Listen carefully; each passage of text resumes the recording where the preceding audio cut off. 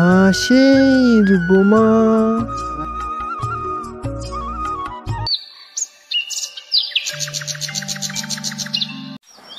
ছোট্ট একটা গ্রামে বাস করে পপি।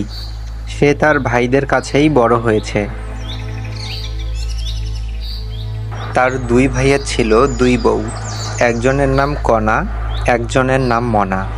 একজন ছিল খুবই শান্ত প্রকৃতির, আর একজন ছিল কিছুটা ঝগড়ুটে স্বভাবের। আমার সবজি এখনো কেটে দিসনি কেন? আচ্ছা বৌদি, এক্ষুনি করে দিচ্ছি। আয় পপি, আমার লুচিগুলো ভেজে দে, তোকে ছাড়া একটুও ভালো লাগে না।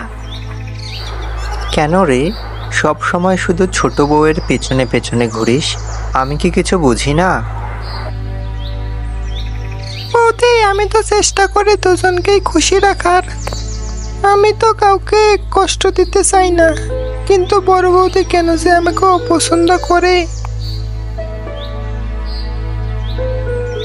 পপি, তোর ঘরে একটা নতুন জামা রেখেছি, এই জামাটা পুজোয় পরিস।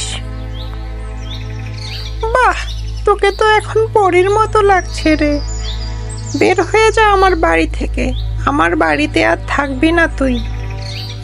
আচ্ছা বৌদি, আমি চলে যাচ্ছি। আপনি কিভাবে এভাবে একটা মেয়েকে তাড়িয়ে দেন? ও তো আমাদেরই মেয়ে। চুপ করো ছোট বউ, তুমি সব সময় ওর পক্ষ নিয়ে কথা বলো। পপি চুপচাপ চলে যায়। তার মনের কষ্ট কেউ বোঝে না। কণা বৌদি শুধু বসে বসে কাঁদে। তারপর বছর কয়েক চলে যায়। পপি শহরে গিয়ে পড়াশুনো করে একটা চাকরি করে, নিজের পায়ে দাঁড়ায়। ওই যে দেখো, কতদিন পর পপি আসলো। পপিকে তো চেনাই যাচ্ছে না, কত সুন্দর হয়ে গেছে।